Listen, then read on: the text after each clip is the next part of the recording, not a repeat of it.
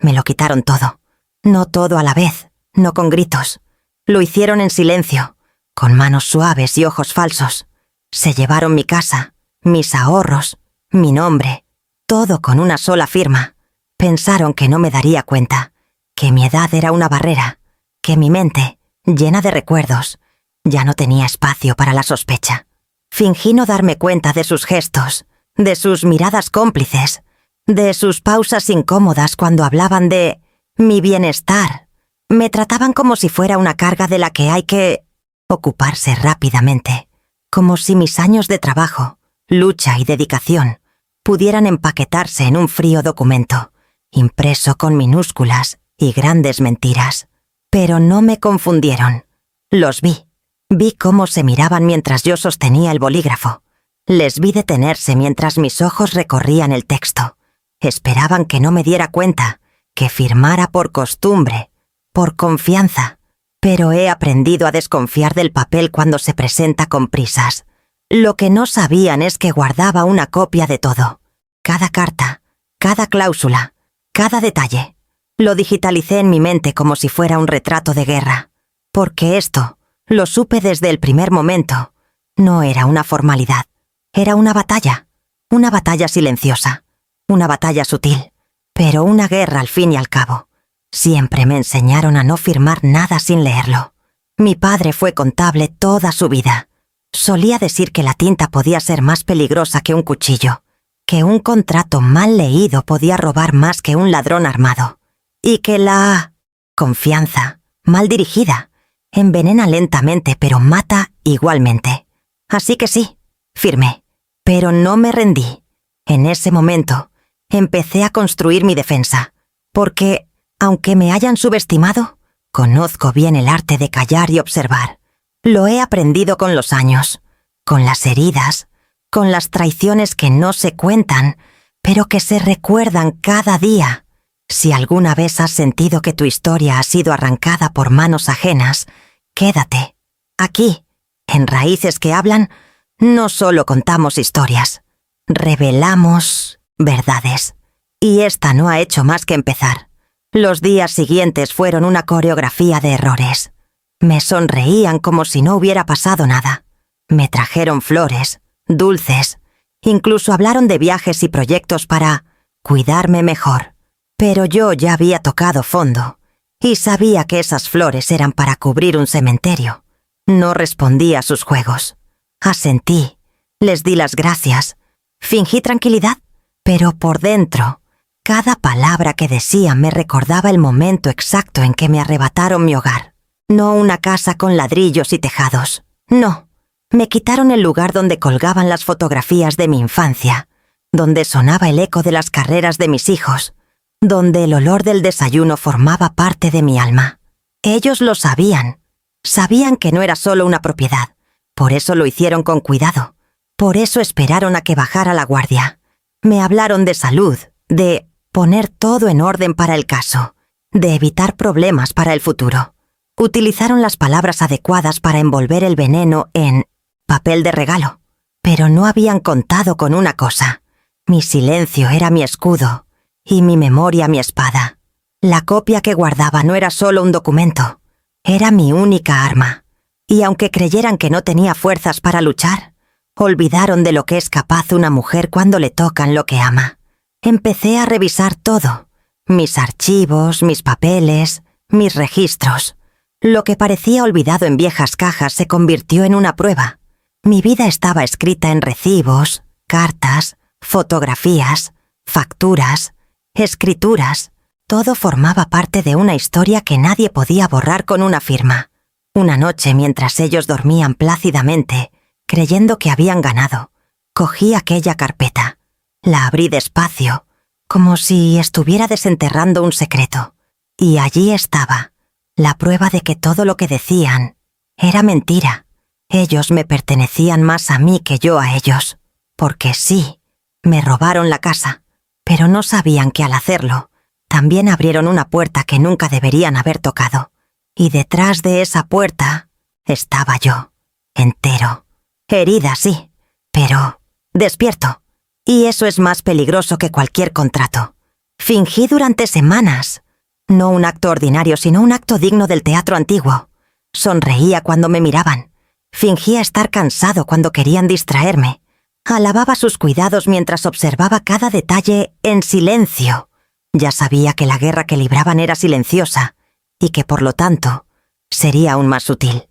Empecé a anotar las mentiras, en un viejo cuaderno, de los que ellos conservaban y que yo utilizaba para hacer crucigramas. Empecé a apuntarlo todo. Fechas, conversaciones, nombres, actitudes. Mientras se reían de mi vejez, dibujé un mapa de la traición.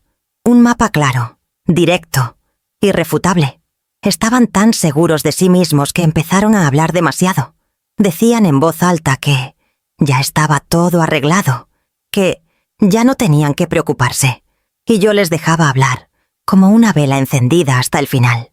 El ego es ciego, y el suyo estaba tan inflado que ni siquiera se daban cuenta de que la mujer que tenían delante estaba montando un armadillo con sus propias palabras. Un día uno de ellos dijo algo que me hizo darme cuenta de todo. «El banco ya ha aprobado el préstamo». Fue entonces cuando me di cuenta. No solo querían la casa, querían utilizar mi nombre para ganar dinero. Habían vendido algo que aún estaba a mi nombre, algo que solo sería posible con mi firma, lo que ellos decían que era mi firma. Lo que no sabían era que yo había hecho algo más. Antes de hacer ese documento falso, había ido a la oficina del titular y registrado otra versión, una real, un testamento oculto, un documento que anulaba todo lo que venía después. Esa declaración, que pensaron que me había engañado, formaba parte de un plan mayor. Quizá piense que todo esto es una exageración, que nadie le haría eso a su propia familia. Pero Dios mío, el dinero cambia a la gente. Y si nunca has experimentado algo así, gracias. Pero si ya has sentido el dolor, entonces se escucha. Hay una salida, hay justicia. Y hay historias como esta, que necesitan ser contadas. Por eso, si sientes que algo así puede pasarte, o si ya te ha pasado, quédate con la gente de raíces que hablan. No estás sola. Durante mucho tiempo, el silencio fue mi mejor respuesta. Creían que mi pasividad era una debilidad, pero nunca se dieron cuenta de que hay un inmenso poder en observar al paciente. Mientras ellos celebraban lo que creían una victoria definitiva, yo reconstruía mi fuerza en secreto.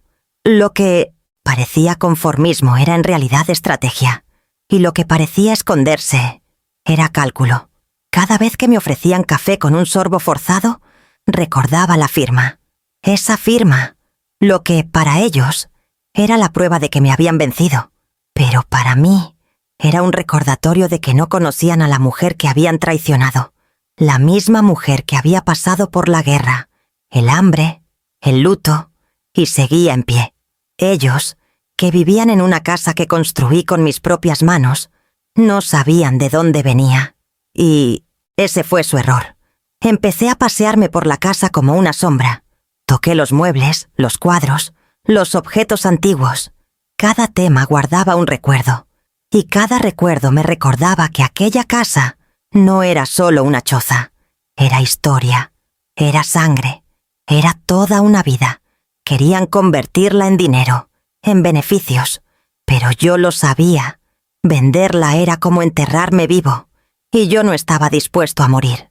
Uno de los días más tranquilos, oí una llamada. Estaba detrás de la puerta, como tantas veces había estado con mis hijos, escuchando las garantías de que sabían que no me estaban haciendo daño. «Ni siquiera recuerda lo que firmó», dijo una de las voces. «Ya está hecho. Es cuestión de días que suelten el resto del dinero».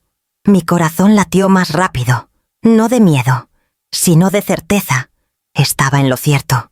Se movían más de lo que parecía. Fue entonces cuando tiré la pasta roja del armario, la misma en la que nunca habían reparado. Dentro había copias, vales, testamentos, nóminas de años pasados. Todo a mi nombre. Habían preparado una emboscada con apariencia de legalidad, pero su historia estaba llena de agujeros, y yo sabía exactamente dónde estaban. Decidí visitar a una vieja amiga, una abogada. La señora Clara era la que me había ayudado, años atrás, a proteger mis bienes cuando murió mi marido.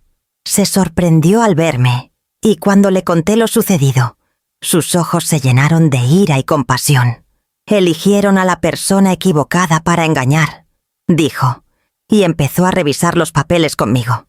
Durante días trabajamos juntas en silencio. Analizamos cada cláusula, comparamos firmas, fechas, registros. Lo que descubrimos fue aterrador. Habían fingido una venta basándose en documentos alterados. Habían utilizado mi firma en un contrato con información distinta de la que me habían mostrado. Pero por casualidad, o divina providencia, mi copia, hecha el día exacto, con fecha y sello, lo desmintió todo. Es más, los registros bancarios mostraban movimientos sospechosos a mi nombre. Cuentas abiertas que yo desconocía. Cheques emitidos sin mi autorización. Esto no era solo una traición familiar. Era un delito penal. Clara me dijo que podía llevarlos a todos a la catedral. Pero yo no quería venganza. Quería justicia. Y más que nada, quería recuperar mi paz. Aquella noche dormí con el alma pesada, pero el corazón firme. Habían abierto la puerta del infierno al intentar extinguirme. Y ahora conocerían la fuerza de una mujer que ya no tiene nada que perder, pero que aún tiene todo que defender. Mi casa, mi nombre, mi historia. Nadie volvería a tocarlo sin consecuencias. Y si alguna vez te han robado quienes más confiabas, si alguna vez has sentido que tu vida ha sido tirada por la borda por quienes se suponía que debían protegerte, quédate aquí, en Raíces que Hablan. Esta también es tu historia. Aquella mañana me desperté temprano, antes incluso de que saliera el sol. El mundo se detuvo, como si Dios hubiera suspendido el tiempo por un momento, solo para dejarme respirar sin el peso de la angustia. La lluvia caía, el café se preparaba en la cocina vacía, y por primera vez en semanas me senté a la mesa con un propósito real: luchar por mí misma. Pasé el día organizando todos los documentos con doña Clara. Con su lupa y los ojos cerrados, leía cada línea como quien examina una herida abierta. Aquí está, dice, señalando una cláusula escondida en medio de párrafos ambiguos. La cambiaron después de que usted la firmara. Eso es falsificación de documentos. Sentí un no en el estómago, no por miedo, sino por la confirmación de lo que ya sabía íntimamente. Me habían traído de forma premeditada, fría y profesional. Al final de la tarde, fuimos a la tarjeta donde, meses antes, había registrado otra búsqueda. Era mi plan de contingencia, algo que me enseñó mi padre. Confía, pero registra. Confía, pero nunca entregues todo. Cuando el empleado vio mi nombre, abrió el archivo digital e imprimió la página que teníamos delante. Ahí estaba, mi verdadera identidad, mi verdadero deseo, ante aquel papel fraudulento que habían utilizado. Eso era oro. Aquello era la clave para deshacerlo todo. Pero Clara me advirtió: no será rápido. Se defenderán. Intentarán defenderse. Dirán que estás confundida. Querrán alegar discapacidad, incapacidad. Y tenía razón. Ya podía imaginarme el teatro que estaban montando. Oía los susurros. Está senil. Alguien la manipula. No sabe lo que dice. Siempre era así. Cuando una mujer mayor intenta defender su dignidad, el mundo lo llama locura, que en realidad es valentía. Volví a casa agotada, pero decidida. Por el camino me fijé en detalles del barrio que hacía tiempo que no visitaba. La panadería con pan fresco, el jornalero con su boina, las paredes cubiertas de enredaderas, como si la naturaleza insistiera en recordarme que la vida perdura. Me emocioné. Aquellos pequeños fragmentos de roca, que parecían invisibles en medio del oro, eran ahora combustibles. Me recordaban que seguía viva, que seguía siendo un regalo de mi historia. Aquella noche me senté frente al espejo y miré fijamente a la mujer que me devolvía la mirada. Había arrugas profundas, sí, párpados marcados, pelo gris, hombros pesados, pero también había firmeza en el olor. Había llama. Y sobre todo, había verdad. Esta mujer ya había enterrado maridos, criado hijos, superado enfermedades, pérdidas, crisis, que eran unos cuantos papeles más antes de eso. Nada. Ya había superado cosas mucho peores. Decidí que al día siguiente hablaría con ellos. No para luchar, sino para exportar, para demostrar que lo sabía todo, que no estaban tratando con una víctima, sino con una testigo, que la mujer a la que intentaban borrar era precisamente la que ahora tenía las pruebas para destruir todas las mentiras que habían construido. Y si alguna vez has tenido que acorralar a los ladrones de tu vida a causa de una traición familiar, entiendes cómo es ese dolor, pero también entiendes que hay un momento en el que el miedo se convierte en movimiento. Y cuando eso sucede, no hay vuelta atrás. Continúa con nosotros en raíces que hablan. Lo que sigue revelará lo que muchos prefieren ocultar. A la mañana siguiente voy a ponerme mi mejor ropa, no para impresionar, sino para recordarme quién era. Aquella blusa azul con botones de nácar había sido un regalo de mi difunto marido en nuestro último aniversario de boda. Me puse los zapatos que solo usaba en ocasiones especiales. Me arreglé cuidadosamente el pelo y me puse una bata discreta. No era una mujer que iba a la guerra, sino una superviviente que intentaba salvar lo que era suyo. Les llamé y les pedí que volvieran a casa. Disimulé mi firmeza con dulzura, como había hecho tantas veces en mi vida. «Necesito hablarles de unos documentos», les dije. Al otro lado de la línea se hizo el silencio durante un segundo, solo un segundo, antes de que respondiera con forzada cordialidad. «Por supuesto, mamá. Dinos la hora». Como si aún creyeran que no sabía lo que habían hecho. Llegaron sonrientes. Una traía flores, la otra una tarta de manzana, como si hubieran venido a visitar a una abuela inocente, indefensa, ignorante. Se sentaron en el sofá donde a menudo habíamos visto juntos películas antiguas. Pero ahora la cena era diferente. El silencio entre nosotros no era de ternura, sino de tensión. Cuando abrí la cartera con los documentos, las lágrimas empezaron a desaparecer. «Esta es la copia que firmé, con la fecha y el acuse de firma. Esta es la que entregaste al banco, alterada, con cláusulas que nunca leí». Señalé las diferencias. Las palabras bailaban entre ellas, revelando la mentira. «Falsificaste mi testamento. Usaste mi nombre para algo que yo nunca habría autorizado». Intenté mantener la voz firme, pero no había ira en ella.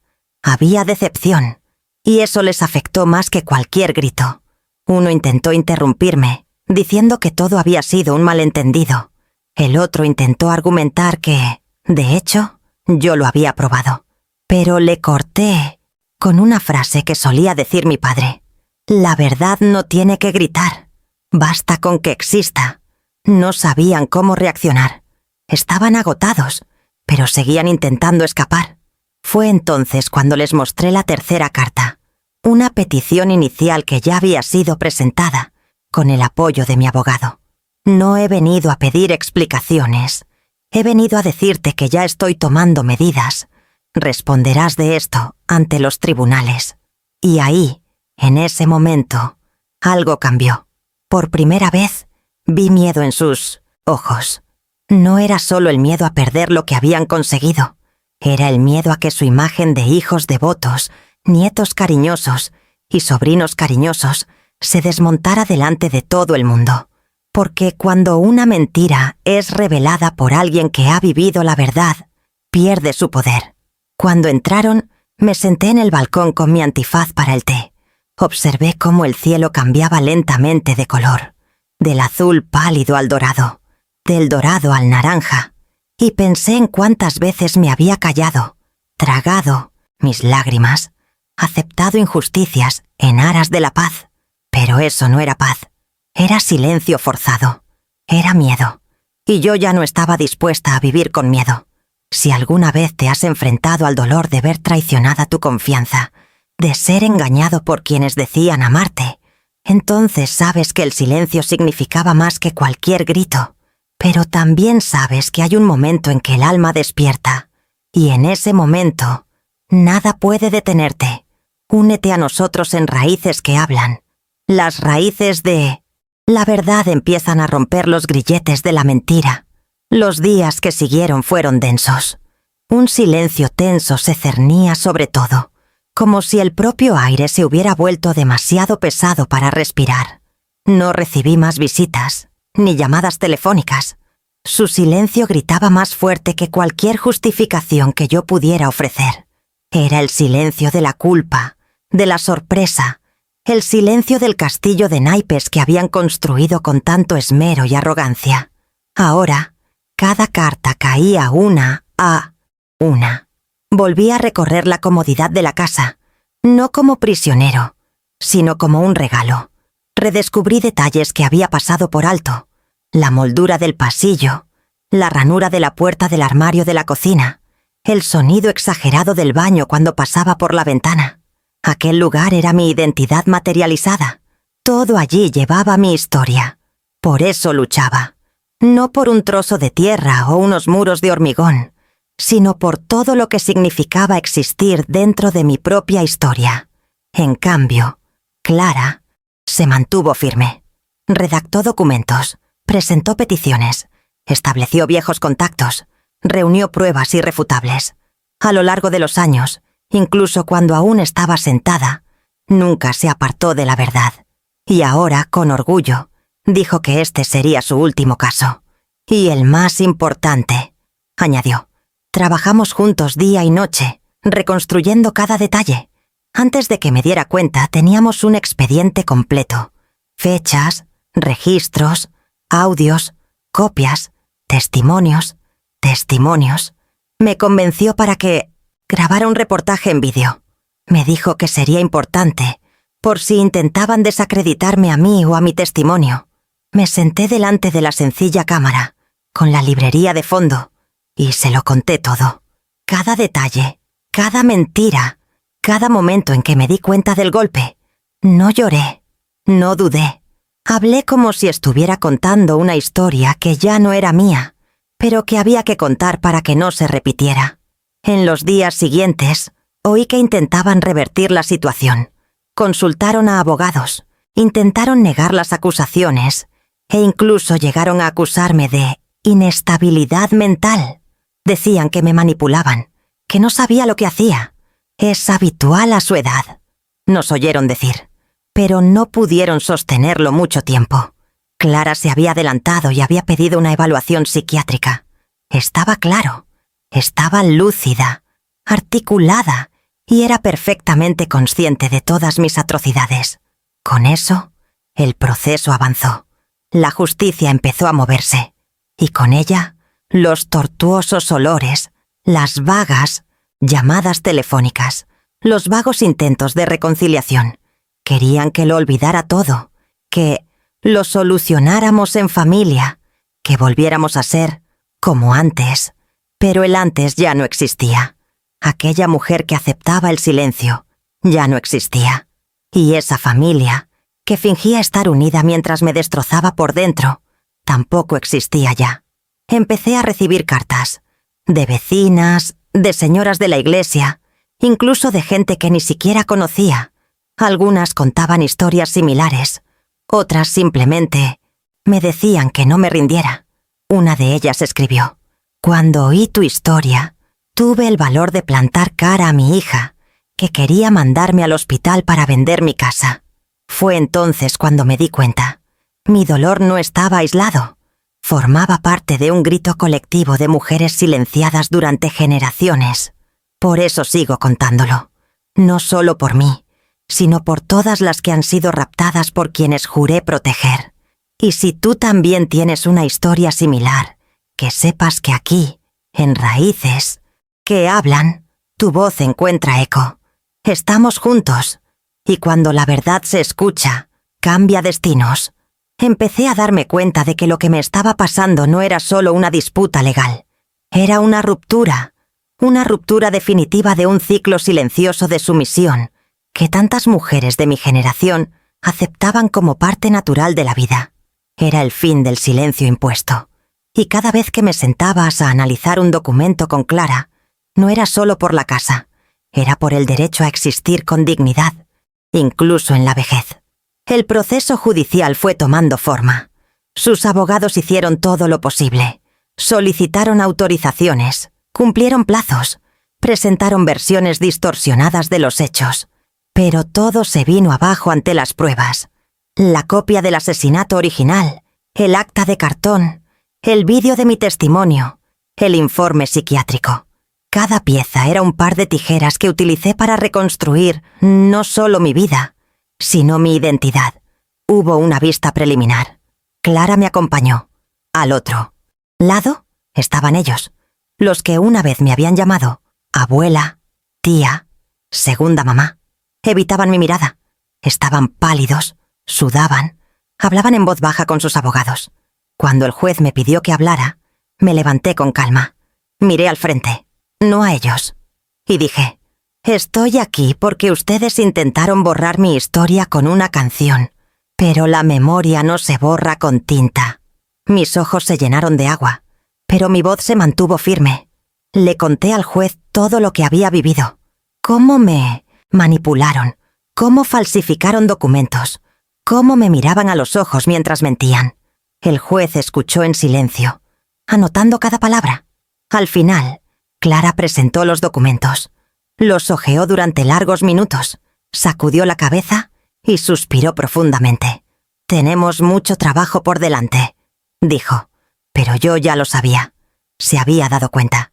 Después de la vista, me fui a casa en silencio. Por el camino, Clara me dijo algo que resonó en mi mente. «No te imaginas cuántas mujeres pasan por esto y no pueden salir adelante. Estás abriendo un camino». No le contesté. Me limité a cogerle la mano con gratitud. Esa noche llamé a mi madre. Hacía años que no hablábamos. Discutíamos por motivos del pasado, pero sentí que necesitaba volver a conectar con lo que era real. Se sorprendió. Cuando le conté lo que pasaba, se echó a llorar. Dijo que sabía algunas cosas, que sospechaba, pero que tenía miedo de involucrarse. «Perdóname por no haber hecho nada», susurró. Y allí, por primera vez en mucho tiempo, lloré. No de tristeza, sino de alivio, porque incluso en medio de la ruina, algunos puentes aún podían reconstruirse. Pasé los días siguientes recibiendo visitas inesperadas. Algunas personas que antes no estaban, otras que nunca imaginé que estarían a mi lado. Descubrí que la verdad tiene este poder. Atrae a aquellos cuyas almas aún están limpias. Me sentí menos sola, y eso me dio aún más fuerzas. Si alguna vez te has enfrentado a una tormenta como esta, sabes que lo peor no es el daño que causa, sino lo que revela. Muestra quién corre a ayudar y quién simplemente se esconde a esperar la caída. Y cuando sobrevives, descubres que el viento puede llevarse incluso lo superficial. Pero las raíces permanecen. Aquí, en Raíces que Hablan, siguen hablando. Y cada palabra es una semilla. El día que recibí la notificación oficial de los tribunales confirmando la suspensión del contrato fraudulento, sentí algo que hacía mucho tiempo que no experimentaba. La dignidad recuperada. Todavía no era la victoria. El proceso seguía su curso, pero era como si la vida me dijera: «No estás sola». Ese papel, firmado por una autoridad, reconocía que me habían hecho daño, que se habían violado mis derechos y, sobre todo, que me había resistido. Tomé aquel documento en mis manos como si fuera un recién nacido. Sí, puede sonar exagerado, pero después de todo lo que había sufrido, fue como un renacimiento. Era la validación de todas las lágrimas que había derramado en silencio, de todas las noches sin dormir, de los olores dudosos, de las palabras de desprecio envueltas en olores. Ahora ya no era yo la que decía la verdad. Era el Estado el que reconocía que estaba de mi parte. Ese mismo día, una de las vecinas mayores me molestó con un pastel. La señora Nilda, una mujer acogedora, de ojos profundos y voz suave. Cuando me entregó la caja, se limitó a decir: «Vi lo que hicieron. Nunca dije nada, pero recé por ustedes todos los días y se fue, antes de que pudiera darle las gracias. Me quedé en la puerta, sintiendo que había una red invisible de apoyo a mi alrededor, aunque fuera silenciosa, y, por primera vez, me di cuenta de que el dolor compartido también cura. Clara, como siempre, se mostró prudente.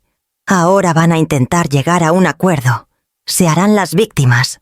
Dirán que actuaron por preocupación, que tú malinterpretaste. Y tenía razón. 2 días después, recibí un sobre grande, una propuesta de conciliación. Prometían devolver parte de lo que se habían llevado, mantener mi nombre en algunos bienes, repartir la casa de verano entre la red, pero exigían que retirara el caso, que todo terminara pacíficamente. ¿Pacíficamente? ¿Qué clase de paz proviene de un delito que se defrauda de buenas intenciones? Rompí el papel sin pensármelo 2 veces, porque la paz que me interesaba no procedía de tratos sucios, sino de la verdad limpia.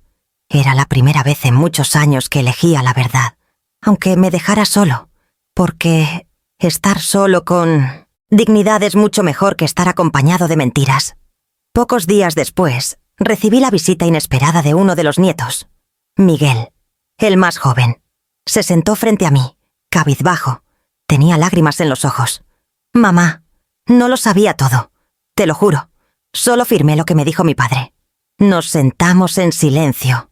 Temblaba, no por su rabia, sino por todo lo que representaba. La juventud repitiendo viejos errores. El ciclo de la ambición familiar perpetuándose sin conciencia. Olfateé sus ojos y dije: «Miguel, el perdón no borra lo que se ha hecho, pero puede evitar que lo repitas con otros. Aprende, protege a los tuyos y nunca asesines algo sin entenderlo. Jamás». Lloró, pidió perdón, y por primera vez sentí que aún podía salir algo bueno de aquella ruina. Sí, no todos allí querían destruirme. Algunos solo estaban ciegos, atrapados en un sistema familiar donde la lealtad se confundía con la sumisión, donde el dinero era superior al amor. Pero ahora sabía cómo separarme. Sabía quién era un lobo, quién era un huevo, quién estaba simplemente perdido. Y si tú también has tenido que hacer esta dolorosa selección en tu vida, separar a los que te quieren de los que solo te utilizan, entonces sabes cuánto duele, pero también sabes cuánto te libera. Quédate aquí, con la gente, en raíces que hablan. Aún tenemos más que revelar. Y la última palabra nunca es una mentira. A medida que el caso avanzaba, la verdad ganaba fuerza, no solo en los tribunales, sino también en las conversaciones susurradas en los pasillos de la ciudad. Personas que nunca me habían olido pasaban ahora por delante de mi casa. Algunos aplaudían, traían galletas y palabras de ánimo. Otros se limitaban a mirar hacia otro lado. Su vergüenza se mezclaba con el valor silencioso que muchos no solían tener, porque lo que yo hice, enfrentarme a los míos, no era común ni fácil, pero era necesario. La audición final estaba prevista para el 6.º día. Clara me había dicho días antes: «Van a probarlo todo. Van a venir con discursos, quizá hasta con lágrimas». Me lo esperaba. Ya no me estremecía. Con cada nuevo ataque me hacía más fuerte, porque cuando sobrevives a un intento de desmayo, aprendes a firmar tu nombre en la tierra como un árbol centenario. Ya no podían doblegarme. El día antes de la vista, me senté en la habitación con las luces apagadas. Encendí una vela. No por superstición, sino por memoria. Recordé a mi padre, sentado a la mesa de la cocina, revisando recibos. Recordé a mi madre, cosiendo a la tenue luz de la tarde, enseñándome a no inclinar nunca la cabeza ante nadie. Recordé a mi marido, enfermo, pidiéndome que no dejara que la casa cayera en malas manos. Recordé a mis hijos pequeños, durmiendo en colchones, cuando aún estábamos construyendo esta casa, ladrillo a ladrillo. Lloré con todo lo que me quedaba dentro. No era tristeza, era liberación. Era como si huyera del dolor para dejar paso a lo que estaba por venir. Justicia al fin. La luz de aquella vela parpadeaba, como mi respiración, pero seguía encendida, como yo. Frágil tal vez, pero viva, presente, íntegro. Llegamos temprano al foro, Clara a un lado, mi neto Miguel al otro. Sí, decidió acompañarme. Quería estar allí. Quería ver el resultado de lo que alguna vez había ignorado. Nos sentamos juntos. Al otro lado, las rosas familiares, ahora endurecidas. Ni sonrisas, ni flores, ni pasteles de manzana. Pocos saludos y pocos olores. Llegó el juez. La sala se quedó en silencio. El caso se leyó en voz alta. Clara explicó cada prueba. Y entonces me pidieron que hablara. Me levanté. Respiré hondo y comencé. No vine aquí por venganza. Vine por justicia. Porque si hoy acepto esta traición, mañana otras mujeres como yo también serán quemadas. Y yo no nací para acabar mi vida siendo engañada. No lloré. No lo necesitaba. La verdad contuvo mi voz. Después de mí, intentaron explicarse, distorsionaron, repitieron la narrativa de la preocupación, de la mala interpretación. Pero el juez, no, lo vio. Ya tenía demasiados documentos en sus manos, demasiadas pruebas, demasiadas verdades. Dijo que necesitaría unos días para dictar sentencia, pero todos en la sala ya lo sabían. Su historia estaba contada. Aquella mentira, sostenida durante tanto tiempo, se había desmoronado ante una mujer que se negaba a ser rechazada. Volvimos a casa en silencio.